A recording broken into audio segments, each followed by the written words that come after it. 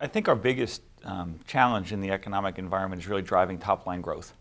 You know, anytime you're in an environment where growth is stagnant, you're share shifting and fighting to split the pie differently.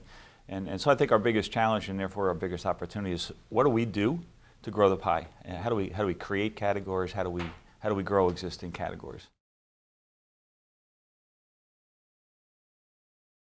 You know, we have, I guess I'd call it a proven business model about how we approach understanding consumer needs and then putting plans together in place that better meet those needs, and therefore they grow the category. It starts with a strong base. Okay, we have a bunch of billion-dollar brands, but those base brands and the service that supports those, that's the foundation, and we need to make sure that's strong. So in this economic environment coming out of, hopefully, the downturn, we've been really focused on making sure that base is solid, strong, and supported.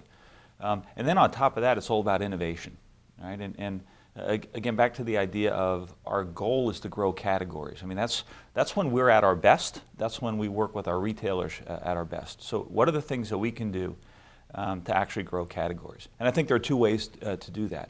The easiest way really builds on the base. So what can we do to better understand consumer needs so we can get that consumer or shopper to extend the portfolio of products she's using to meet her needs? You know, I'll go back in some of my history. We used to sell toothpaste.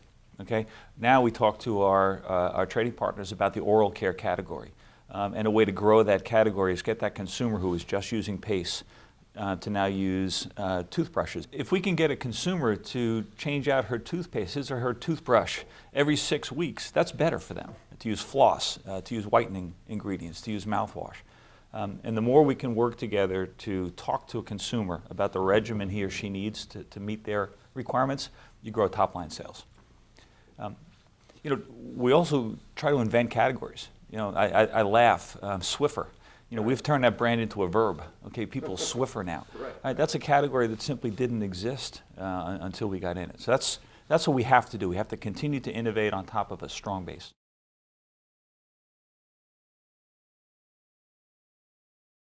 We need to understand the consumer's needs. And, you know, frankly, what we do is spend a lot of time really understanding the consumer. You know, we take our leadership team, and when they go out, they do experiences. They live with a consumer. You know, they watch how the consumer does her laundry. You know, what are the steps that she's doing? Where are the frustration points? You know, how is that consumer taking care of their morning hygiene habits? And we've got to penetrate that. You know, we've got to develop brands that deliver on promises that make that shopper consumer's life better, and that builds a relationship. You know, it's the magic of building a relationship with the brand. And we do the same thing with customers. Okay, so in our trading relationship, you know, I think the world has changed a lot. I've been with P&G; it'll be 36 years here in a couple months. And when I started, a typical relationship was very transactional. Or if it wasn't transactional, it was very relationship based. Today, it's business to business. I mean, there are people running businesses, and you need to build those deeper relationships in order to succeed. You can't ignore transactions, all right? Because the transactions, the finances behind the decisions, the supply chains that support it, that's what we actually take to the bank. What we try to do is follow this principle of creating a true scorecard and then put joint business plans together that deliver on those measures. And again, in my history, that's different. I can't tell you how many times I've worked with retailers when we come up with a project and we say we want to do this category reinvention or we want to do this promotion, and then we say, well, how do we measure success? Right? And that's backwards. What we're trying to do right now is really sit down with our trading partners and say, what are the measures that are important to us as businesses? You know, what are your top-line growth goals? What are your profit goals? What are your share of market or share of wallet goals? What are your supply chain requirements that we need? And once we have those, and we share ours, here's what our goals are. You know, once we have those and we all understand it, then we put the business plans together that meet those specific goals. I think that helps us do both. Okay, you can't ignore the transactional end of it, but you got to build the long-term plans and the deeper engagement to deliver. The first thing is we're trying to learn. Okay, I mean, to sit here and say, oh, we've got this covered, we know how to manage it, that's just not right. So we are in deep learning mode right now. You know, we're trying to understand. Again, we talked about how the consumer uses the product so that we can create a shopping experience that matches that. It's the same kind of thing in this omni-channel environment. So how is the consumer engaging in their shopping experience across the board? And one of the things that we've clearly learned is it's different. Right? So we have a concept we use called shopper-based design.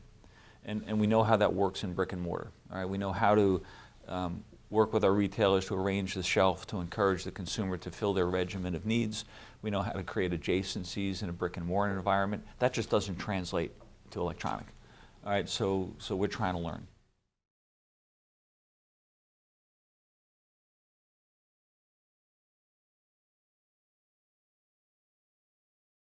We believe we have to give the consumer what they want.